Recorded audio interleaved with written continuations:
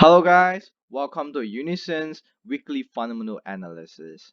So first of all, we'll look into the US dollar. So we all know that the Trump has stepped down.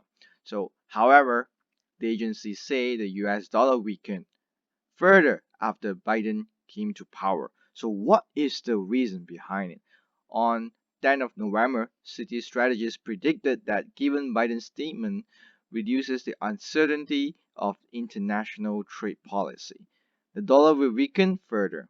At the same time, JP Morgan Chase, Philip Futures, and BNP Paribas also chose to bear the dollar. So after the news that Biden won the US presidential election, the US dollar continued to fall sharply while Asian currency strengthened.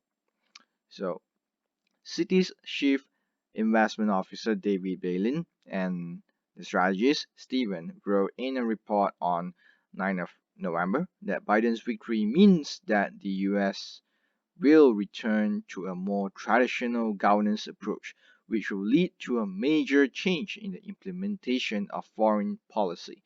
The idea of alliance building will return, which will benefit most of the world's financial markets, especially emerging markets. The two economists also pointed out that perhaps the clearest thing after the election is global trade. US foreign policy will enter a more predictable stage, and the threat of tariffs will not escalate. We believe that the decline in the US dollar and the rise of emerging markets is very likely. Okay, so after the news that Biden won the US presidential election last weekend, the US dollar index continued to plunge sharply, and on 9th of November, it refreshed back at to the low of 92.13 since 2nd of September. Subsequently, in Asian markets on 10th of November, due to the optimistic expectation of Pfizer vaccine, the US dollar index rebounded to a certain extent and finally closed at 92.74, but still lower than the level of around 94 earlier this month. As we can see, the US dollar fell slightly on Thursday, which is 12th of November, and the new COVID-19 vaccine is unlikely to change the situation that the United States and Europe will have a severe winter, making investors cautious. The yen and the Swiss franc rose. So after the Trump administration withdrew from fiscal stimulus negotiations, the US stock market fell. Record new case of the coronavirus in the US and the new restriction imposed in some regions supported safe haven demand. So the US dollar is mostly higher against G10 currencies. And next, we'll look into euro. Okay. So as we can see, the negotiations between Britain and Europe will continue until next week. Keep dragging again. So the epidemic situation is still severe and the short-term correction of the pound may increase. Okay, so on 11th of November, the Ireland Minister of Foreign Affairs and Trade Coveney stated that it is unlikely that the Euro and the UK will reach a post-Brexit trade agreement this week, and the negotiations may continue until next week. So, the recent epidemics in the UK and European countries are still serious, which may overwhelm the positive impact of the progress in vaccine development. The short term downward pressure on the pound may increase. Okay, so we'll look into the European Central Bank President Lagarde warned about the vaccine optimism and hinted that the European Bank will further relax its policy. The euro may fall to 1.14 in the future.